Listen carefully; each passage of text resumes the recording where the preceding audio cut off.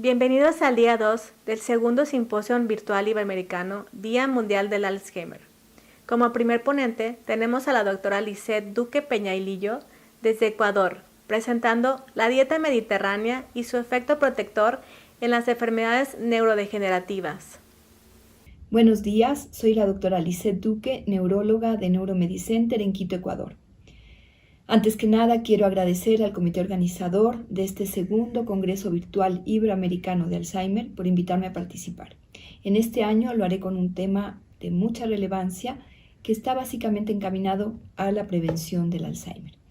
El tema que debo tratar en esta charla es el de la influencia de la dieta mediterránea en la prevención de enfermedades neurodegenerativas. Un tema, por lo demás, fundamental para los países, en especial países de Latinoamérica, en los que el incremento de esta patología es cada vez mayor. El día de hoy toparemos entonces algunos puntos en relación a la influencia de esta dieta. Primero alguna breve introducción, luego qué es la dieta mediterránea. Más adelante pasaremos a explicar cuál es la explicación del beneficio de esta dieta, algunas recomendaciones y finalmente algunas conclusiones. En relación a la importancia de este tema, como dije hace un momento, en nuestros países está creciendo de manera muy rápida la población adulto mayor. Eso está haciendo que veamos con mucho más frecuencia este tipo de patologías. Por otro lado, en nuestros países, el enfrentar este tipo de enfermedades se torna un problema de salud pública. Realmente, al ser una enfermedad que requiere un sinnúmero de recursos, que además afecta a cuidadores, que además requiere, al ser progresiva, un sinnúmero de tratamientos, de enfoques que implican un desgaste bastante grande, no solo en el aspecto económico, sino en el aspecto de cuidado. Y como decía, también es una alta carga de enfermedad para un país. Por ello, y sabiendo que son enfermedades, como decía, neurodegenerativas, es decir, que no tienen un tratamiento curativo, es que debemos enfocarnos en prevención, en especial en este tipo de enfermedades neurodegenerativas, tales como el Alzheimer y el Parkinson, siendo el Alzheimer la más frecuente. Debemos abordar un sinnúmero de patrones de vida que nos permitan prevenir o al menos disminuir el riesgo de la ocurrencia de estas enfermedades que por concepto son progresivas. Realmente en este sentido existen algunos estudios sobre factores que actúan en la prevención. Yo he decidido topar el tema, ampliar un poco en relación a la dieta, porque es uno de los factores más relevantes en la influencia que pueden tener en disminuir el riesgo de estas enfermedades. Ahora, ¿qué es exactamente la dieta mediterránea?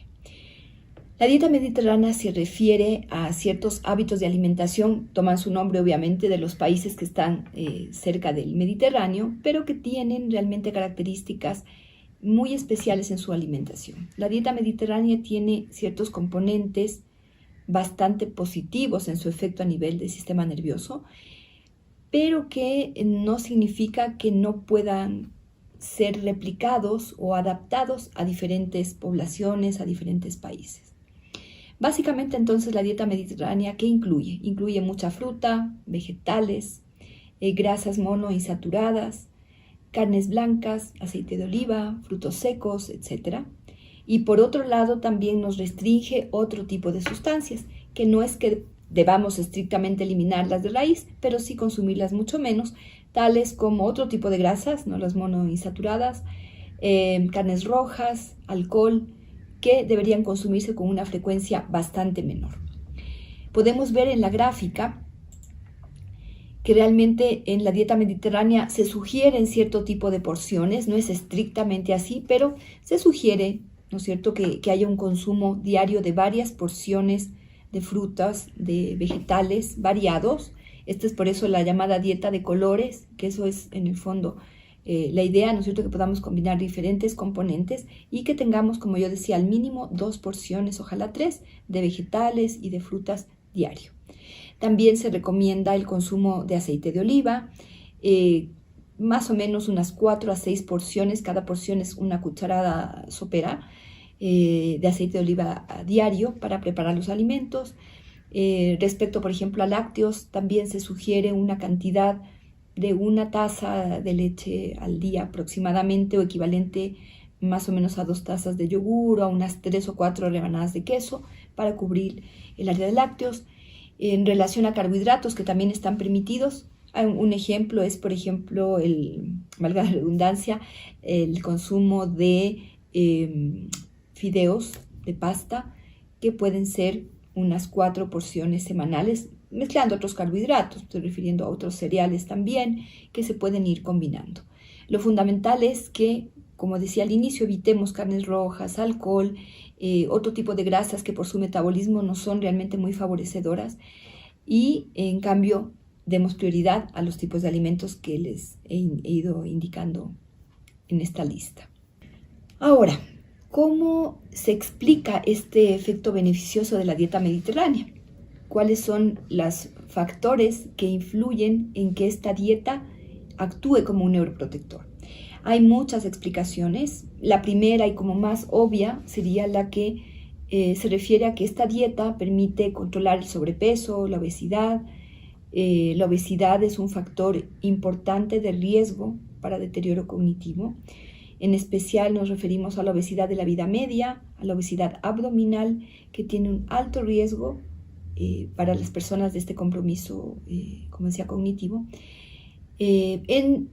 Obviamente, en esa edad de la vida, al ser un mayor riesgo, más riesgo que la obesidad en edad tardía, por lo tanto, el beneficio de la dieta tendría en ese grupo de edad un mayor beneficio. Entonces hablamos de la obesidad, otros factores cardiovasculares como la diabetes, la hipertensión, etcétera, que realmente se ven favorecidos con el consumo de este tipo de dieta. Entonces hay factores de control de colesterol también, etcétera, que hacen que se controlen estos factores cardiovasculares y por lo tanto disminuya el riesgo de complicaciones justamente de esta índole a nivel cardíaco y por lo tanto a nivel cerebral. Todo lo que protege nuestro corazón protege nuestro cerebro.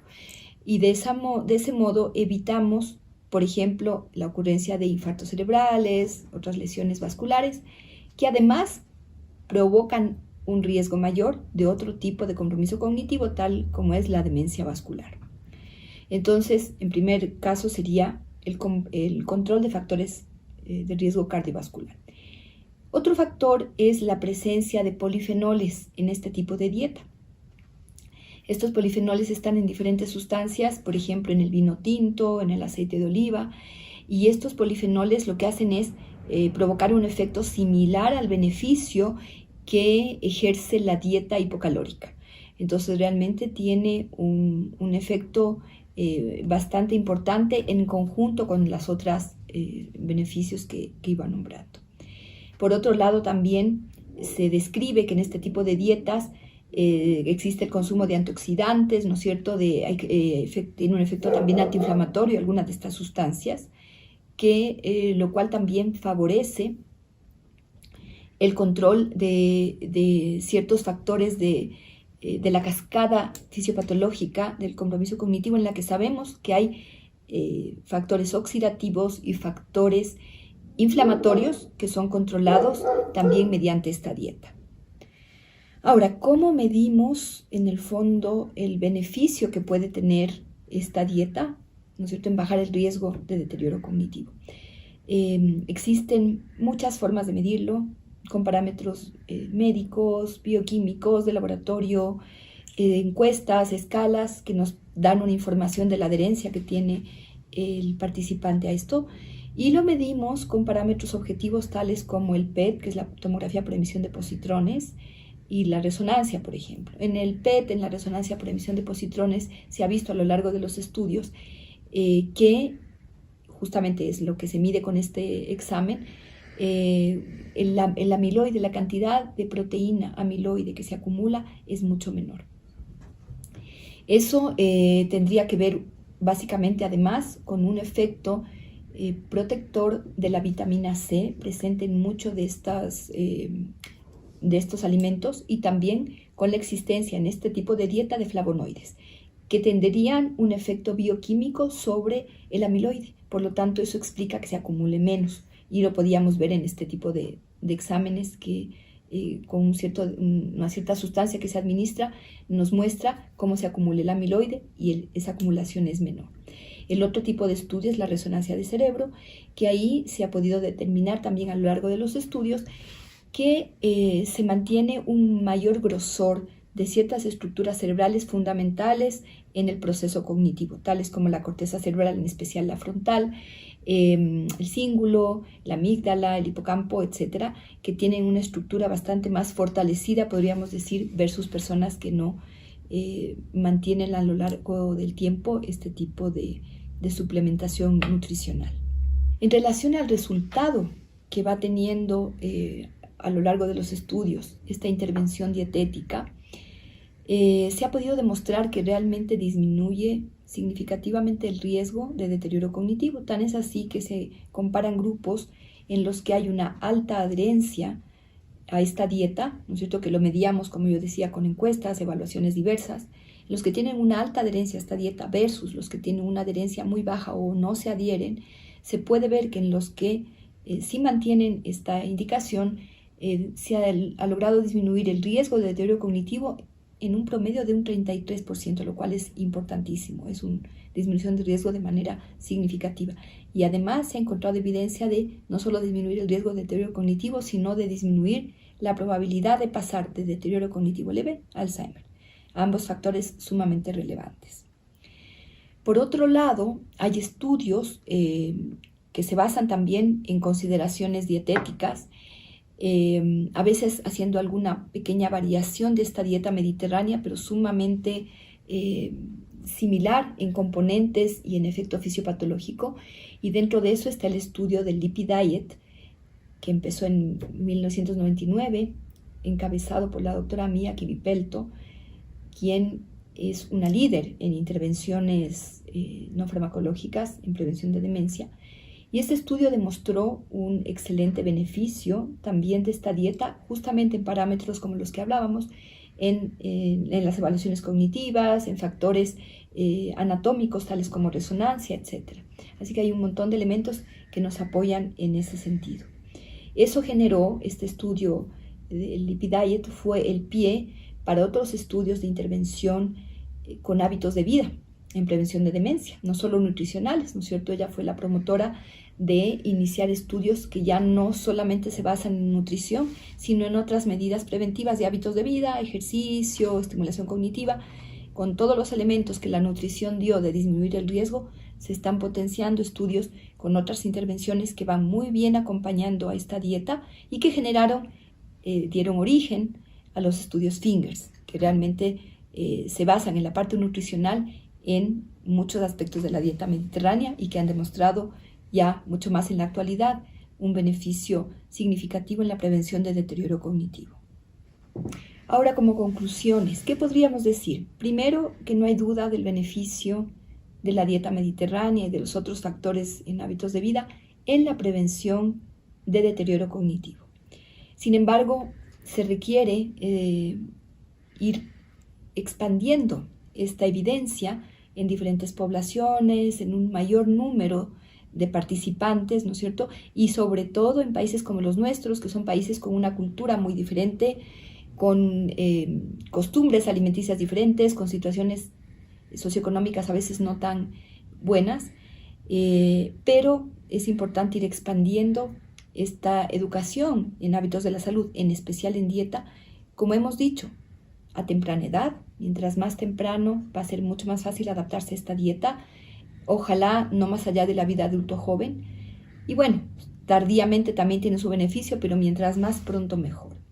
Por otro lado, entender que el adaptar estos elementos de la dieta mediterránea son absolutamente factibles de hacer en cualquier tipo de país, y en países como los nuestros realmente hay que buscar equivalentes de repente en nutrientes, pero que es realmente posible adaptar estos componentes nutricionales de los que hablaba, ¿no es cierto? Componentes como los flavonoides, vitamina C, algunas sustancias que tienen un efecto antiinflamatorio, etc. Nosotros las encontramos en alimentos de diferentes países. Hay el ejemplo de una dieta mediterránea adoptada en México muy interesante. ¿A qué voy con esto? A que no necesariamente esta dieta es una dieta cara, es adaptable en los países. Nosotros la hemos estado adaptando con nuestro equipo de trabajo en Ecuador y realmente es factible de hacerlo a un costo asequible para toda la población. Lo fundamental, vuelvo a lo anterior, es la educación. Es desde la infancia promover el uso de estos vegetales, frutas, etcétera, de tal manera que no signifique un sacrificio, sino que ya sea parte de la rutina. Y por último, bueno, como yo decía, expandir la investigación en este tema, difundirla, no solo a nivel personal, familiar, a nivel de los estados. Necesitamos que los estados nos apoyen en este tipo de medidas preventivas de muy bajo costo, de muy fácil aplicación, y que realmente van a disminuir el riesgo de estas enfermedades cognitivas que, como yo decía, van creciendo cada día más a un costo bastante adecuado para cualquier estado. Así que debemos promover, como decía, la educación a nivel individual, pero también a nivel de país. Les agradezco mucho su atención y quedo disponible para cualquier duda que pueda surgir en adelante. Muchas gracias.